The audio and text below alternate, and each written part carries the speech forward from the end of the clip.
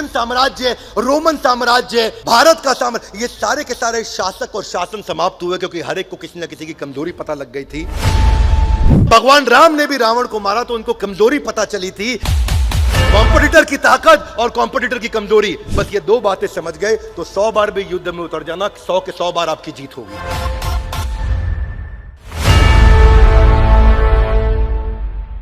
ग्रंथराज श्रीमद् भगवद गीता की।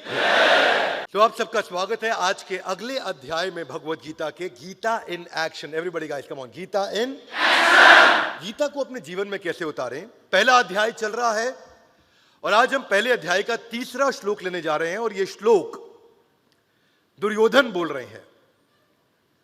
हमने इससे पहले चर्चा किया धृतराष्ट्र के श्लोक का। अब हम दुर्योधन की बात करेंगे कि दुर्योधन क्या बात कर रहे हैं और भगवद गीता का प्रारंभ होने जा रहा है। पश्यताम पांडुपुत्राणाम आचार्यम महतीम चमुम व्यूढ़ाम द्रुपद पुत्रेण तव शिष्येण धीमता। तो यहां दुर्योधन कहते हैं, हे आचार्य पांडुपुत्रों की विशाल सेना को देखो। दुर्योधन किसको कह रहे हैं? द्रोणाचार्य को कह रहे हैं। किसको कह रहे हैं? हे आचार्य पांडुपुत्रों की विशाल सेना को देखो जिसे आपके बुद्धिमान शिष्य द्रुपद के पुत्र ने इतने कौशल से व्यवस्थित किया है। पहले इस कहानी को समझने के लिए श्रील प्रभुपाद को हम धन्यवाद करते हुए उनके तात्पर्य को समझते हैं कि जो दुर्योधन थे वो इस समय एक परम राजनीतिज्ञ की तरह बात करने का प्रयास कर रहे हैं और अपने सेनापति द्रोणाचार्य से बात कर रहे हैं। द्रोणाचार्य केवल उनके सेनापति नहीं, उनके गुरु भी थे। और उनको क्या कहते हैं? पश्यताम, देखो। किसको बोल रहे हैं देखने को? अपने गुरु को बोल रहे हैं देखने को। देखो द्रोणाचार्य, तुमसे बहुत भारी गलती हो गई है। द्रोणाचार्य सोच रहे हैं क्या गलती हो गई है? पश्यताम पांडुपुत्राणाम आचार्यम महतीम चमुम। ये सारी की सारी सेना किसने सेट करी है? ये द्रुपद के पुत्र धृष्टद्युम्न ने सेटिंग करी है पूरी। और कौन था ये धृष्टद्युम्न? इसके पीछे एक हिस्ट्री है। दुर्योधन ये बात क्यों कर रहे हैं? हिस्ट्री ये है कि द्रोणाचार्य की और द्रुपद की बनती नहीं थी। द्रुपद कौन है? अर्जुन के ससुर जी, यानी कि द्रौपदी के पिता। द्रौपदी के पिता हैं द्रुपद, और द्रुपद और द्रोणाचार्य का आपस में पुराना झगड़ा था। और उस झगड़े में द्रोणाचार्य से बदला लेने के लिए द्रुपद ने क्या किया? एक यज्ञ किया और उस यज्ञ से उनको मिले कौन? धृष्टद्युम्न। उनको प्राप्त हुआ एक ऐसा पुत्र जो कि आगे चल के वध करेगा। किसका? द्रोणाचार्य का। और द्रोणाचार्य ये बात जानते थे कि धृष्टद्युम्न आगे चल के, ये भी तो बच्चा है, आगे चल के ये मेरा वध करेगा। फिर भी एक अच्छा ब्राह्मण होने के नाते उन्होंने सारी शास्त्र विद्या सिखा दी। एक अच्छा ब्राह्मण क्या सिखाता है? वो ज्ञान देता है, अपना ज्ञान रोकता नहीं है। तो एक अच्छा ब्राह्मण होने के कारण, एक अच्छा टीचर, एक अच्छा मेंटर, एक अच्छा लीडर होने के कारण द्रोणाचार्य ने सब कुछ सिखा दिया धृष्टद्युम्न को, ये मानते हुए, ये जानते हुए कि आगे चल के ये मेरी मृत्यु का कारण बनने वाला है। क्योंकि ये किसका पुत्र है? द्रुपद का पुत्र है। ये जानते थे, लेकिन फिर भी ट्रेन किया। और हुआ क्या? ठीक महाभारत का युद्ध होने से पहले धृष्टद्युम्न ने सामने जाके कंपटीशन का टीम पांडवों को ज्वाइन कर लिया और सारी की सारी टीम को व्यवस्थित किया कि पूरा फैलेंक्स, पूरा का पूरा यूनिट, सारे के सारे यूनिट्स, मिलिट्री आर्मी कैसे खड़ी होगी। और अब दुर्योधन चिढ़ रहा है उस बात को लेके। दुर्योधन को गुस्सा आ रहा है। दुर्योधन क्या बोल रहा है कि देखो कौन है ये? तुम्हारा ही शिष्य, तुमने ही ट्रेन किया, तुम्हारे को मारने के लिए खड़ा हो गया। देख लो द्रोणाचार्य, क्या किया तुमने ये। और बातों बातों में इशारा कर रहा है, अब ये ना हो कि अर्जुन तुम्हारा फेवरेट शिष्य है तो उसके लिए सॉफ्ट कॉर्नर लेके बैठ जाओ और बाद में अर्जुन को छोड़ दो। द्रोणाचार्य, पहले ही तुम गलती कर चुके हो। क्या बोल रहे हैं? कि पश्यताम, देखो। तो ये भाषा ही ऐसी है दुर्योधन की। जब युद्ध का प्रारंभ हो रहा है, युद्ध के प्रारंभ से पहले एक लीडर को चाहिए कि टीम को इंस्पायर करे, उनको एनकरेज करे, अपने गुरु का आशीर्वाद ले, अपने मेंटर से जाकर के। इस समय दुर्योधन को क्या चर्चा करनी चाहिए थी? आपको क्या लगता है दुर्योधन को भी क्या बोलना चाहिए था?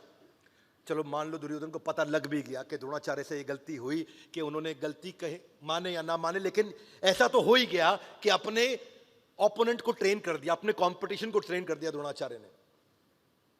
तो अब इस समय ताना मारने की जगह दुर्योधन को क्या करना चाहिए था? उनको पूछना चाहिए था, हे गुरु द्रोणाचार्य, मुझे लगता है क्योंकि आपको सब मालूम है कि किसकी क्या स्ट्रेंथ है, क्या वीकनेस है, आपने सबको क्लोजली ट्रेन किया है, तो बजाय ये बोलने के कि द्रोणाचार्य तुम इतनी गलतियां कर चुके हो, उन्हें कहना चाहिए कि गुरुदेव क्या आप मुझे बता सकते हैं इनकी टीम में क्या क्या कमजोरियां बाकी रह गई हैं, मैं कहां से इनको अटैक करूं, मैं कहां से शुरुआत करूं। कुरुक्षेत्र के युद्ध मैदान के अंदर आज अगर मुझे यह समझ में आ जाए कि इनके खिलाफ कौन कौन सी वीकनेस है, वो सोल्यूशन ओरिएंटेड क्वेश्चन अगर वो करते द्रोणाचार्य के साथ में, तो वो ज्यादा कारगर रहता। क्या मेरी बात समझ आ रही है? yes, शुरुआत ही गलत हुई। अपने विरोधियों की कमियों पे चर्चा करनी चाहिए थी, उनको ये पूछना चाहिए था कि इनकी वीकनेस का एनालिसिस करें, आपने मिलिट्री के कौन से सीक्रेट ऐसे बच गए जो उनको नहीं दिए।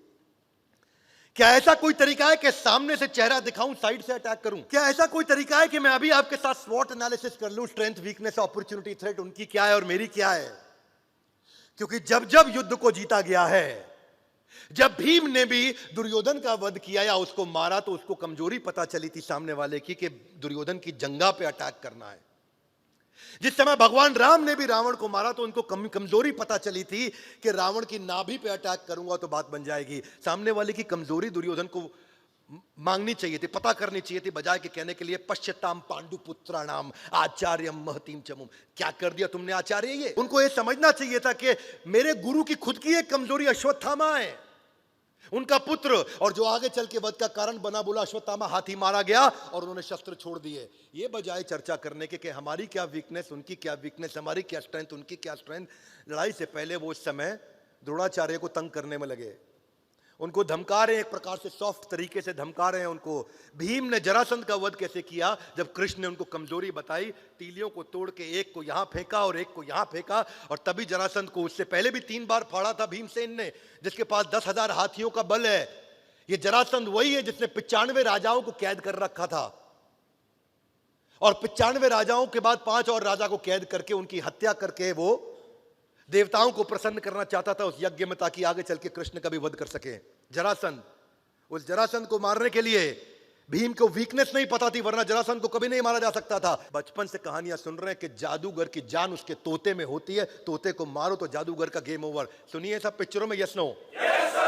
सामने वाले को समझे, कंपटीशन को समझे। तो कंपटीशन एनालिसिस मैं पहले अध्याय के 3 श्लोक से सीखने के लिए आपको गुजारिश करूंगा। उसको समझिए कि भगवद गीता एक ऐसा ग्रंथ है जिसमें आपको हर प्रकार का मैनेजमेंट समझ में आता है। कई लोग उसको धार्मिक पुस्तक समझते हैं। मैं उनसे प्रार्थना करूंगा थोड़ी देर के लिए इस विचार को जरा साइड में नहीं रखेंगे तो आपको लाभ नहीं मिलेगा जीवन में। क्या मेरी बात समझ आ रही है? Yes no?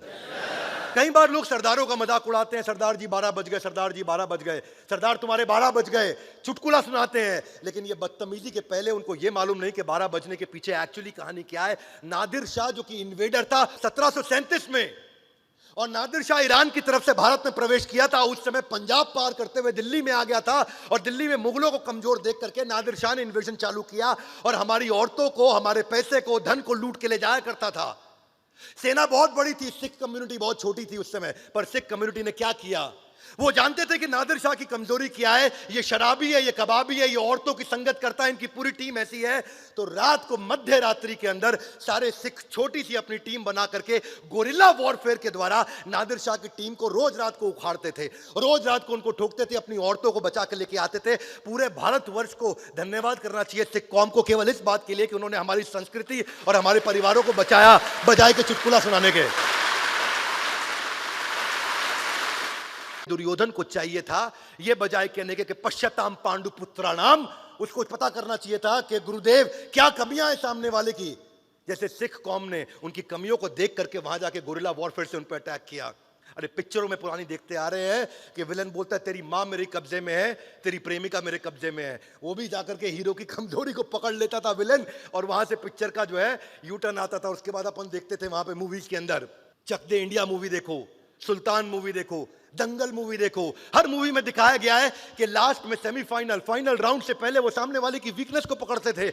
आज बिजनेस के अंदर आपको भी ये देखना है, इजीएस्ट जानवर वही मारा जाता है जंगल में जो सबसे कमजोर होता है। पहला शिकार उसी का किया जाता है जो कभी नहीं बचता, क्योंकि वो बहुत कमजोर रहता है। बीमारी भी आकर के वही अटैक करेगी जो शरीर कमजोर होगा, जो शरीर का अंग कमजोर होगा। इसलिए सामने वाले को ओवरवेल्म कर दें अपनी स्पीड और अपनी एक सडननेस के द्वारा। अगर उसकी तैयारी के साथ दुर्योधन जाता, बजाय कि अपनी टीम का उत्साह गिरा करके वो जा रहा है। पांडवों की सबसे बड़ी कमजोरी क्या है? पांडव कौन सी शास्त्र विद्या और शस्त्र विद्या नहीं जानते हैं। पांडवों को किस चीज से डर लगता है? पांडवों को अगर मैं अटैक करूंगा तो वो कैसे रिएक्ट करेंगे? हे गुरु द्रोण, ऐसी वो कौन सी कमजोर एरिया है, उसको क्या बोलते हैं? Below the belly, under the belly. या अंडर बेली क्या एक कहावत है, सबसे कमजोर इलाका, सबसे कमजोर इलाका।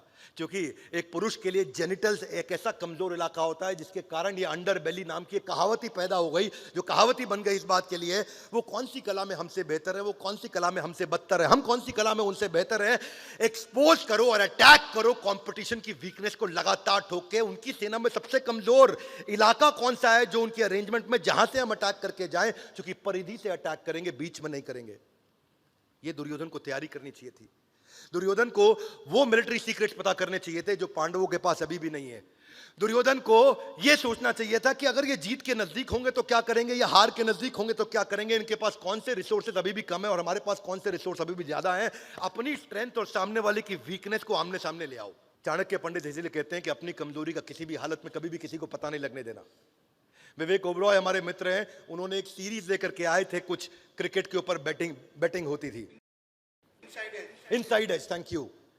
वो इनसाइड एज की सीरीज मैंने विवेक के कहने पे फास्ट ट्रैक पे देखी। विवेक भाई को हम बहुत रिस्पेक्ट करते हैं, प्यार करते हैं, वरना मैं कोई ओटीटी सीरीज नहीं देखता। और मैं उनके साथ दुबई में बैठा था, मैंने उनको कहा कि इनसाइड एज में एक ही लर्निंग है जो जिंदगी भर छाप लेना। बोले क्या विवेक भाई?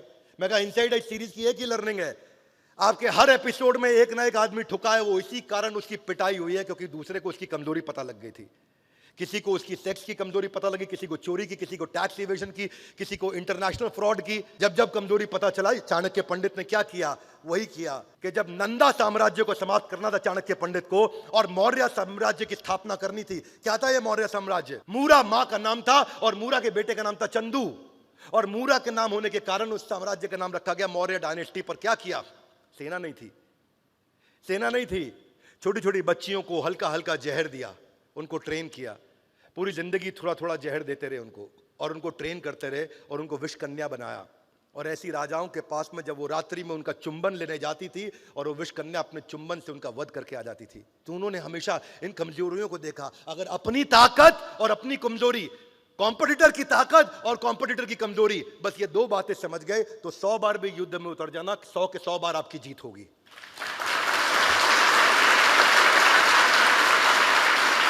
आसानी से आप डिस्ट्रैक्ट कर पाओगे अपने ओपोनेंट को। पर दुर्योधन की यह गलती थी। दुर्योधन क्या बोले? पश्यताम पांडुपुत्राणाम आचार्यम महतीम चमु। बस वो इसी में फंस गए। देखो सामने धृष्टद्युम्न आपके द्वारा ट्रेंड, कोई बात नहीं, धृष्टद्युम्न को आपने ट्रेनिंग दिया है। आचार्य कोई ऐसी भी तो ट्रेनिंग होगी जो धृष्टद्युम्न आपसे लेने आए थे पर उस दिन छुट्टी मार गए। आचार्य कोई ऐसी भी तो ट्रेनिंग होगी कि उस दिन धृष्टद्युम्न डिजिटल ट्रेनिंग ले रहे थे, ध्यान से नहीं अटेंड किया। आचार्य कुछ तो ऐसा बचा होगा धृष्टद्युम्न के जीवन में जो उसको नहीं मालूम, वो हमको बता दीजिए। जिस दिन आपका ध्यान वहां से भटका या जिस दिन वो बीमार पड़ गया, उस दिन उसका कॉम्प ऑफ था, लीव थी, अर्न लीव थी, 15 अगस्त की छुट्टी थी, कुछ तो थी। एक बिजनेस पर्सपेक्टिव से भी हर एनिमी का एक व्यू पॉइंट होता है कस्टमर को लेकर के। फोरकास्ट करो कि कंपटीशन क्या करेगा, सामने वाला वो कैसे रिएक्ट करेगा अलग अलग परिस्थितियों के अंदर।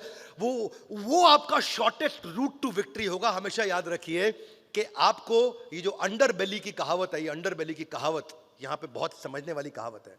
मेरा यहां पे मानना है कि पर्शियन साम्राज्य, रोमन साम्राज्य, भारत का साम्राज्य, ये सारे के सारे शासक और शासन समाप्त हुए क्योंकि हर एक को किसी ना किसी की कमजोरी पता लग गई थी। किसी की कमजोरी थी वीक सक्सेसर या वीक डाउनलाइन, किसी की कमजोरी थी वीक इंटरनेशनल स्ट्रेटेजिक अलायंसेस, किसी की कमजोरी थी कि बहुत बड़ा वास्ट एम्पायर था इसलिए अनकंट्रोल्ड और डिस्ट्रैक्टेड एम्पायर हो गया था। किसी की कमी थी इंटरनल रिवोल्ट, अपनी सेना के भीतर ही कुछ ना कुछ फूट बढ़ती चली जा रही थी जिससे वो समाप्त हो गए। किसी की कमी थी कि उनका यूनिटी ऑफ कमांड नहीं था, और किसी की कमी थी कि उनके independent non aligned independent provinces थे। कई राजाओं ने ऐसा किया, अकबर ने भी ऐसा ही किया था। अकबर जीतते थे एक शासक को, उसी को शासक बनाते थे, वो उसको इंडिपेंडेंट करते थे। लेकिन अगर वो नॉन अलाइंड हो गया तो इंडिपेंडेंट आदमी कंपटीशन को ज्वाइन कर सकता है जाके। डाउनफॉल ऑफ मुगल एम्पायर क्यों हुआ था? इसकी शुरुआत हुई थी जब पहली बार सूरत के अंदर एक ब्रिटिशर टीम यहां पे आई थी। और कौन आए थे? William Hawkins. और विलियम हॉकिंस ने आगे पहली रिश्वत जहांगीर को दी थी सूरत के अंदर टेक्सटाइल इंडस्ट्री सेटअप करने के लिए। जो गुजराती लोग हैं जान लीजिए, पहली बार अंग्रेज सूरत में आए थे टेक्सटाइल इंडस्ट्री लेकर के, और वहां विलियम हॉकिंस आए थे और उन्होंने जहांगीर को रिश्वत दी, वहां से उन्होंने एंट्री करी।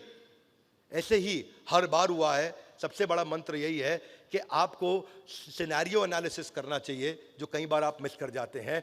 एक अटैक प्लान्स हमारे क्या हो सकते हैं, अलग अलग हाई डिग्री ऑफ सक्सेस मुझे कहां से मिल सकती है। बाय द वे, एक और इसका बड़ा अच्छा तरीका है जो एक्शन में हाथ आगे लाए, गीता इन आपको कंपटीशन को पहचानना है तो उनके रिव्यूज देखने चले जाओ, उनके मोबाइल ऐप स्टोर पे चले जाओ, उनके फेसबुक पे चले जाओ, उनके रिव्यूज जाकर के देखो कि रिव्यूज में कौन सी अच्छी चीज है जो बार बार छूट रही है और कौन सी बुरी चीज है जो बार बार दिख रही है। One more time, come on. कौन सी अच्छी चीज है जो बार बार छूट रही है और कौन सी बुरी चीज है जो बार बार। इससे ये पता चल जाएगा उनकी वीकनेस क्या है, कि ये अच्छाई आ नहीं रही है यानी कि कमजोरी है, और ये कमजोरी बार बार दिख रही है यानी कि ये कमजोरी है। और केवल उन्हीं साइट से ही आपको स्क्रूटनाइज करेंगे उनके रिव्यूज को, तो आइडिया मिल जाएगा। और तभी आप कंपटीशन को समझ करके उसकी वीकनेस को अपनी एडवांटेज बना सकते हो, बजाय के दुर्योधन की तरह केवल ताना मारते रहना और टीम को की स्ट्रेंथ को स्वॉट एनालिसिस शुरुआत में न करना, जिसके कारण द्रोणाचार्य, गुरु द्रोण जो उनके गुरु हैं, जिनसे चर्चा कैसे की जानी चाहिए, अगले एपिसोड में हम दुर्योधन मेंटालिटी को और डिटेल में समझेंगे। ये Bhagavad Gita in action, Gita in action, ये एक ऐसी सीरीज है जो हर व्यक्ति को सारे के सारे एपिसोड आकर के जरूर देखने चाहिए। अपनी जिंदगी का समय निकाल करके देखिए, वो बुद्धि का धन उसके अंदर मिलेगा जो आपको पूरी पृथ्वी पर सारे के सारे शास्त्रों में और सारी किसी भी प्रकार की किताबों में अगर एक साथ चाहिए तो एक जगह भगवत गीता में मिल सकता है, जिसको हम प्रयास करेंगे अपनी सीमित बुद्धि के द्वारा कि आपके सामने ला करके साधारण भाषा में प्रस्तुत करें, ताकि आपके लिए आसानी हो उस गीता को समझना जो संस्कृत नहीं समझ सकते। अब उनके लिए भी आसान होगा कि वो आकर के गीता इन एक्शन सीरीज के साथ में भगवत गीता को समझ सकेंगे। मेरी इच्छा है ये गीता इन एक्शन सीरीज सब तक पहुंचे। हमारे साथ जुड़े रहने के लिए, इस एपिसोड को ध्यानपूर्वक आकर अटेंड करने के लिए आप सबका हृदय की गहराई से प्रेम पूर्वक बहुत बहुत धन्यवाद।